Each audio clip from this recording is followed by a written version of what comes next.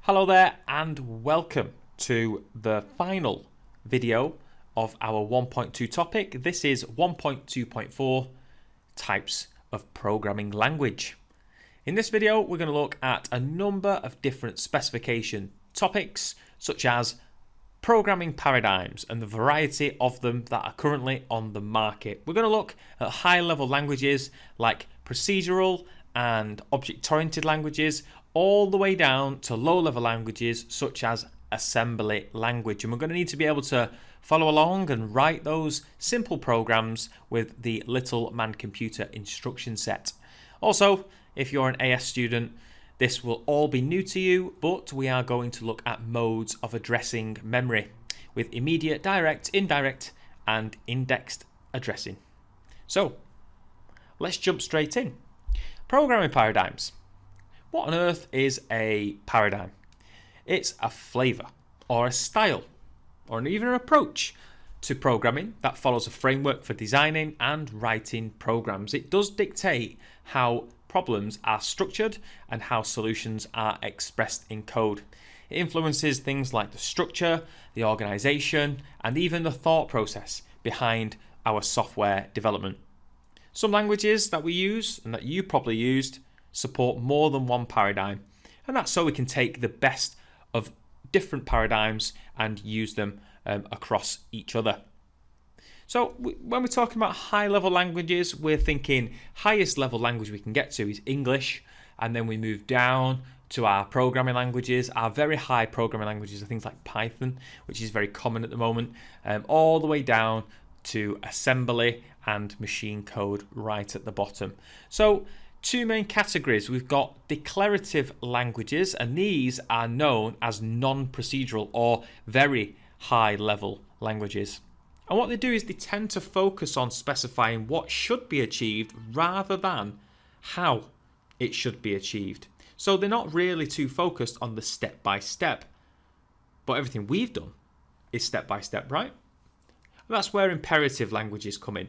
And they use statements to change the state of a program, focusing on a step-by-step instruction using those common terms that we're aware of, those major constructs: sequence, selection, and iteration. And what they do here is the main driver is that we're trying to focus on how a computer actually operates. So let's break these down a little bit further. We've got our declarative languages, and they form two major parts, and these are the two that are going to be assessed in an exam, and usually we're comparing and contrasting them, or we're giving our recommendation about which one we should use. And the first one we're looking at is procedural languages.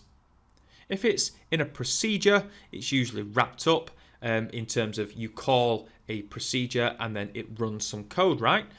It can follow step-by-step instructions. It'll have procedures and functions to manipulate data. We can organize code into reusable procedures or routines. We can call them when we need them, and they can be well tested. It relies on a sequence of commands and control structures like loops and conditionals. Conditionals, also known as selection or if statements. And it also emphasizes how tasks are actually performed. And it's best to use procedural programming languages for simple workflows or tasks with a clear set of sequential steps. Whereas object-oriented programming changes slightly. It organizes code around objects that combine data or attributes. Attributes to me and you are variables, and behaviors or methods to me and you are procedures or functions. It models real-world entities using classes and objects, and it supports these key terms that we'll look at a little bit later on in the video, called encapsulation or inheritance and polymorphism. Now, the main point of object-oriented programming is that it promotes reusability and modularity. It's best for complex systems like games, graphic user interfaces, and enterprise applications.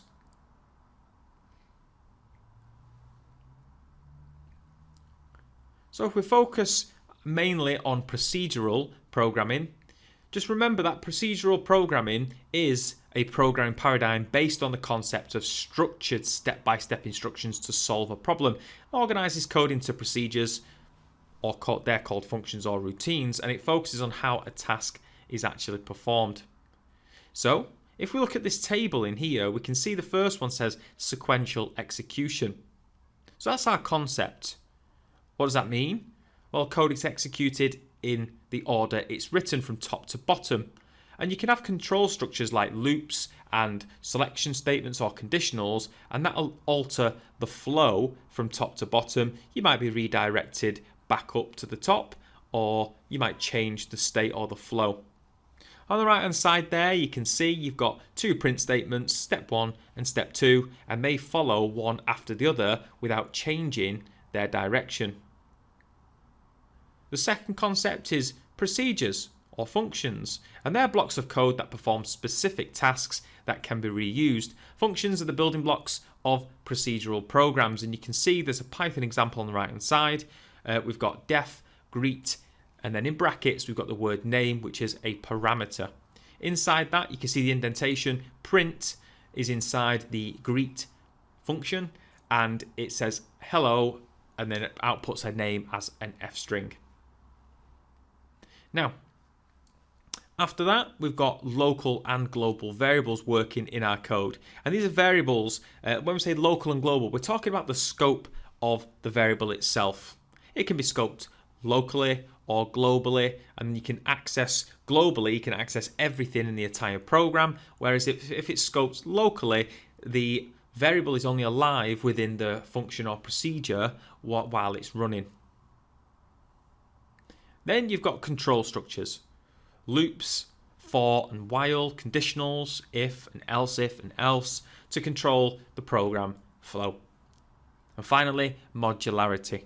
Programs are divided into smaller reusable functions to improve the clarity and reduce repetition. So there are main concepts of the procedural language. So what about the advantages and the disadvantages of procedural languages? Well, let's look at the advantages first. Simplicity. Very, very simple, very logical, and very ordered. It's easy to learn and use, especially for beginners. It's straightforward in its approach for small tasks and problems. It can be reused very easily, and functions can be reused across the program or even in other projects. It's very easy to read in terms of it makes sense because it's logical and it follows that step-by-step process. And it's also efficient for simple problems, so it works well for tasks with clear sequences of steps. But there are some problems as well, and all paradigms have their negatives and drawbacks. So we've got things like scalability issues. So it becomes harder to manage as the program grows larger, leading to what we call spaghetti code, where it becomes so confusing you don't know where everything is and it all gets tangled up. We have limited reusability, so functions often need significant modifications to work in different contexts. And also, it lacks real-world modeling, so it doesn't naturally represent real-world entities or relationships. And finally, we've got data vulnerability. Global variables can be unintentionally modified, leading to bugs, and that's why we try and always use local variables where possible. So, what about object-oriented programming? If we move away from the logical step-by-step process for a second, object-oriented programming, also known as OOP in the industrial world, it's a programming paradigm that models real-world entities as objects, combining data, variables or attributes, and behaviors, methods or procedures and functions. It emphasizes modularity and reusability. It uses abstraction to make code easier to write, maintain, and scale. And if you've done component 2, you would have heard of the word abstraction before. That's the reduction in complexity. We don't know how the car drives in terms of its internal workings, but we know that if we press the acceleration pedal, the car's going to move forward quicker. And that's a simple example of abstraction.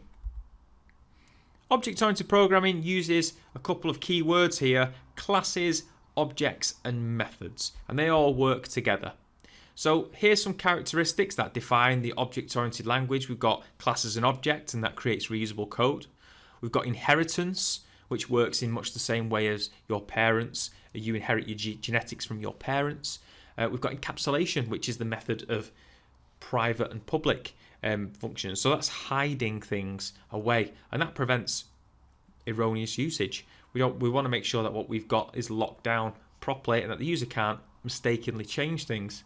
We've got polymorphism, which is a method of overriding. Poly meaning many, morph meaning forms. So many forms of behavior, changing the way things work based on what you provide the code. And we've got abstraction there, which I just explained, is the removal of the complexity from people. So down there, you can see there I've got a car class, and it will have two things inside it. It'll have attributes and it will have methods. So let's focus in a little bit further on those classes, objects, methods, and attributes. What are we looking at in that picture?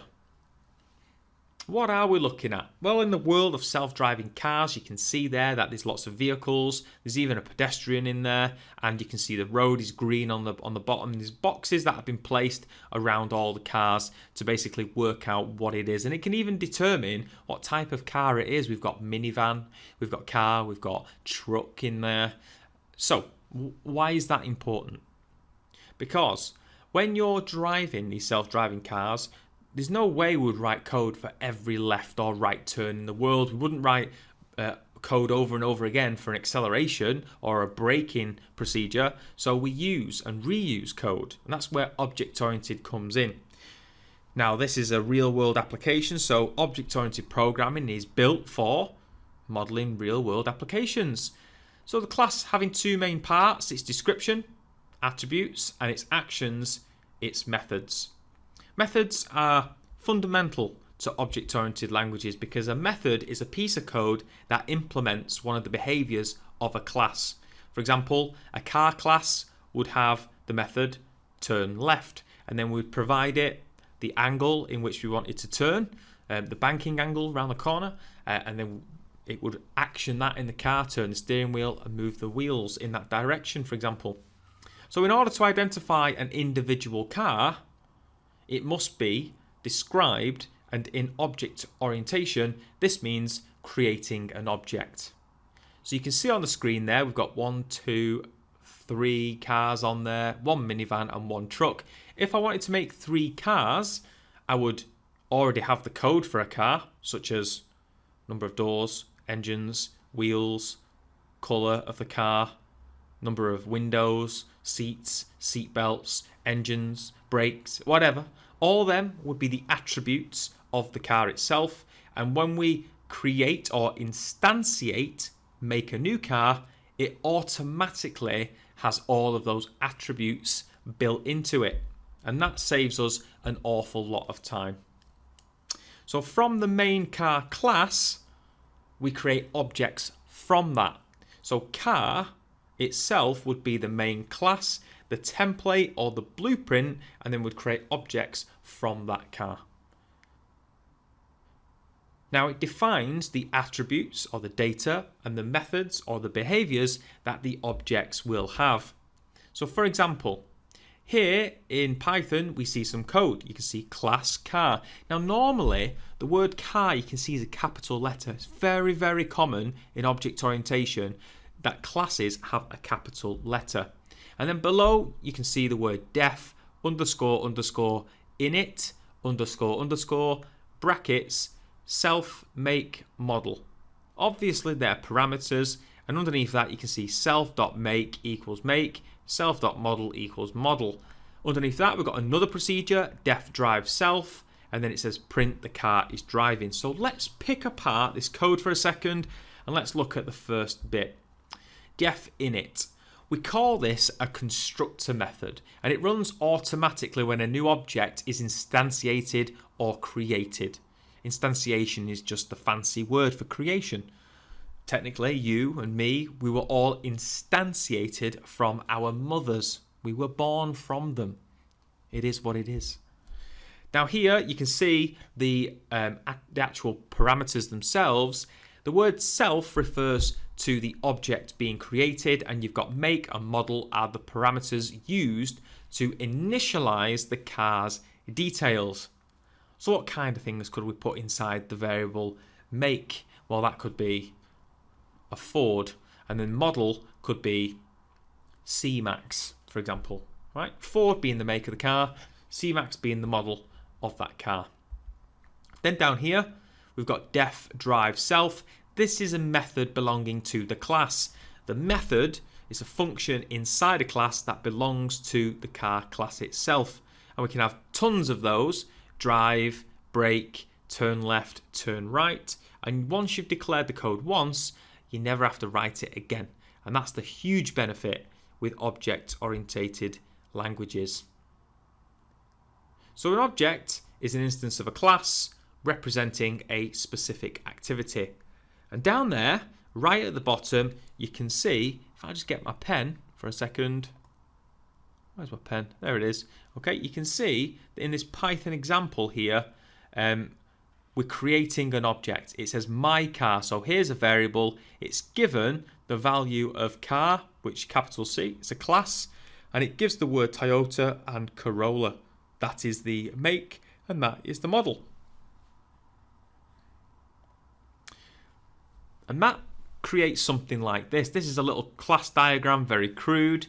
You can see the object identifier. That is the name of the class object you've created. It's called my car, and you've got attributes where it says make equals Toyota and model equals Corolla, and you've got methods called drive. So that links to that. The make and model are attributes, and then this is the name itself, which links to how we've created it down here.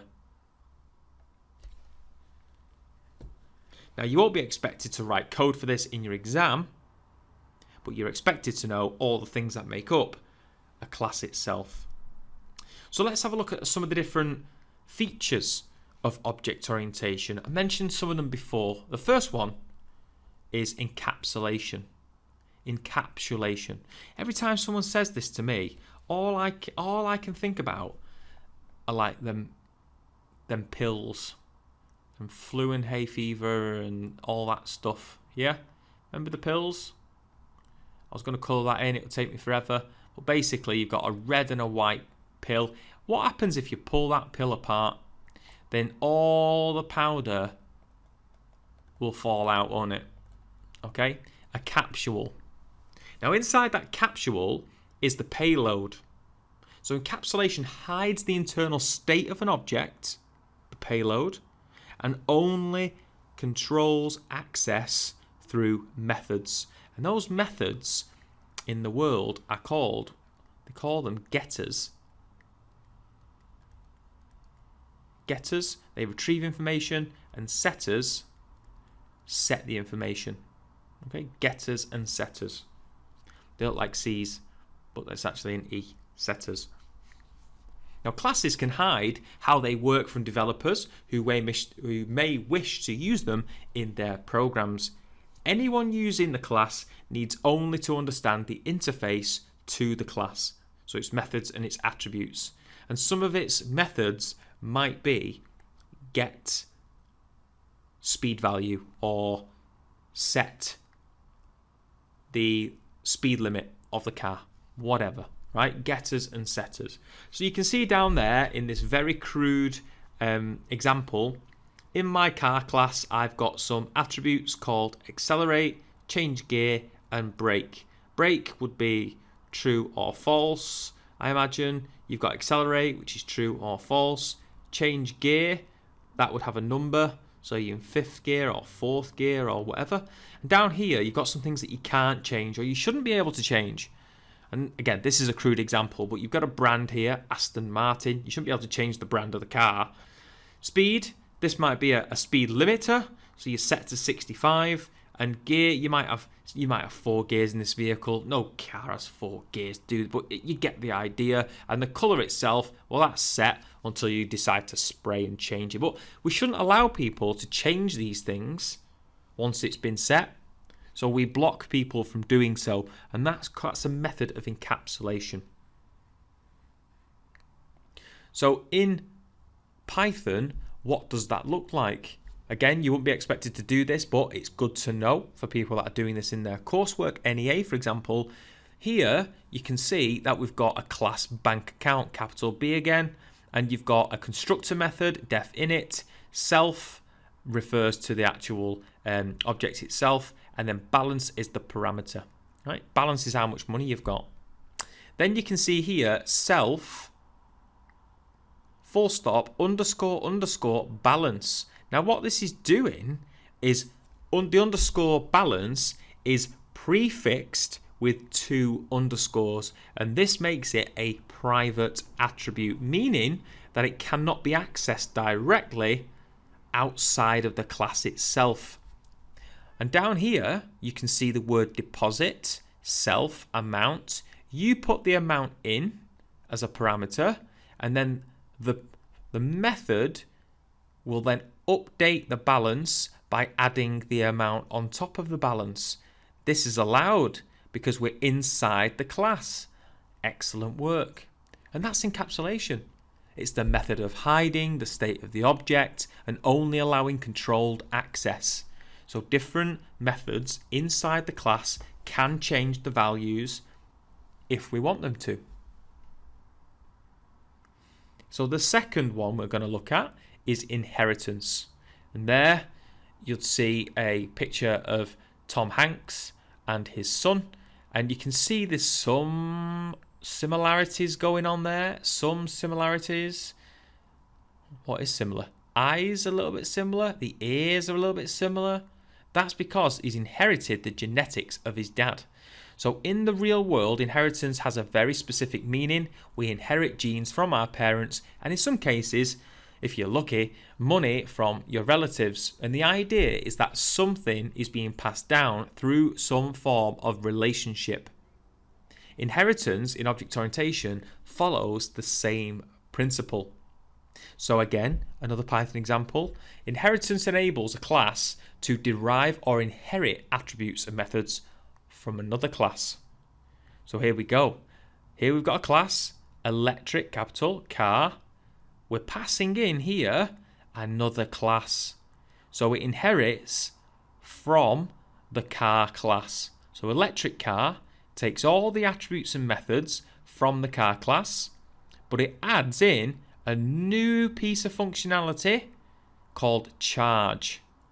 And that's great because car might be a class and it might have all those things before that we had, like 4 wheels, doors, seats, etc. Then you create something called electric car, electric, and it has a charge function. So the great thing here is that you get all, I cannot write with this tablet at all, you get all of the attributes and methods from the car class plus your new charge method. Happy days. Oh, happy days. This one, the third one and the final one, is polymorphism. Break the word down. Poly meaning many, morph meaning forms. And you've actually used this before. Yes, you've used it before. So in this example here, you've got A and B. What if A was an integer and we added that to B, which was an integer? Okay, let's do this. 10 plus 10. What's going to happen? You're going to get 20. What about if A and B, what if this was cat, speech marks, plus dog? What do you get with that? Well, you get cat dog. Now, it's weird this, isn't it? Because the behavior has changed based on what you give it. So if you provide an integer and a plus symbol and another integer, you're going to get arithmetic or arithmetic addition. Whereas if you've got a word, strings, addition, strings, you're not going to get the same arithmetic addition anymore. You're going to get concatenation. So that is called polymorphism. That is a change in the behavior based on what you've provided. So how does the system know what you want to do? Well, it's going to understand and change based on its language requirements. You don't need to worry about it. As long as you know how it works, you'll be fine. So you override the behaviors you want for the task that you're doing. And these compilers are very clever. The grammar rules of languages are also very clever. So as long as you know how to describe polymorphism, you won't have to perform it in the exam. But let's have a look at it. Let me get rid of my wonderful text there.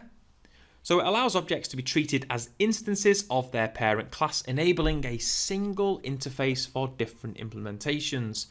That is just technical speak for changing behavior based on what's provided. So, class, animal. It says deaf, speak, self, pass. Then you got a dog with an animal, cat with an animal. So the main class here, this is inheritance again, inheritance again. What's happened? When you inherit the speak class, this will have it and this will have it because that's inheritance, isn't it? But what you're doing is you're changing the behavior of the dog class. You're changing this speak from pass to woof and from pass to meow. Okay? So depending on which animal is chosen, the speak function or method will be different for whichever dog or cat you're going to call. And that is polymorphism. Another one to throw into the mix for you, I did say it was the last one, I lied to you, abstraction. Okay? Abstraction. So you don't need to know what's happening in your code, and you don't need or care what's happening inside it, but you can use it. And this is what libraries are. Libraries are hidden away. You never see the source code of them, but you can use them. Yes, you can use them. Now, the main thing is it hides complexity away from the user. So you've probably learnt this in your component 2 side, but this is an object-oriented example.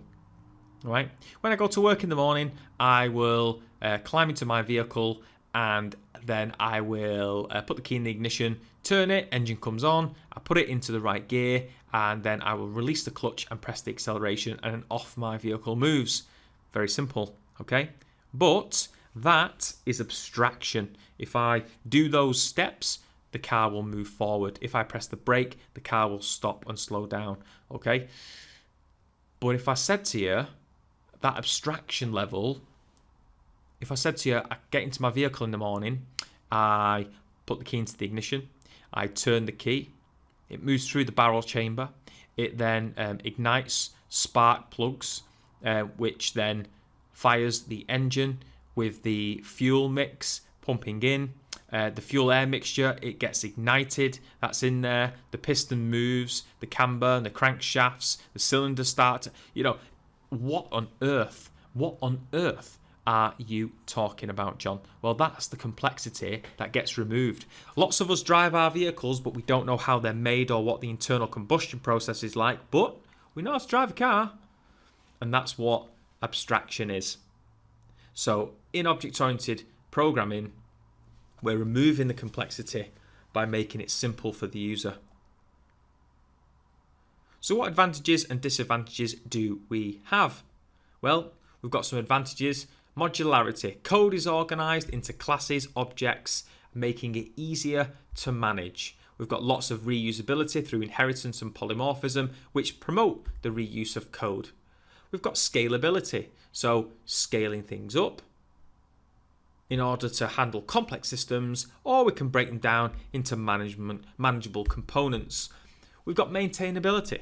Encapsulation ensures that changes in one part of the system doesn't affect others unnecessarily, leading to bugs or mistakes further down the line. We've got disadvantages as well. Complexity, so the initial learning curve to work out how to learn and use object orientation can be hard for beginners. That's why we usually start off with procedural and build up to object-oriented. There can be overhead as well, such as bloated code bases. Okay, now that means that we've got lots of base code and it's vast and we've got to learn a lot of things very quickly. Performance may be slower than procedural for simple tasks due to the abstraction layers. So sometimes procedural is faster, but if you stick with object orientation, it will bear its fruits later on down the line.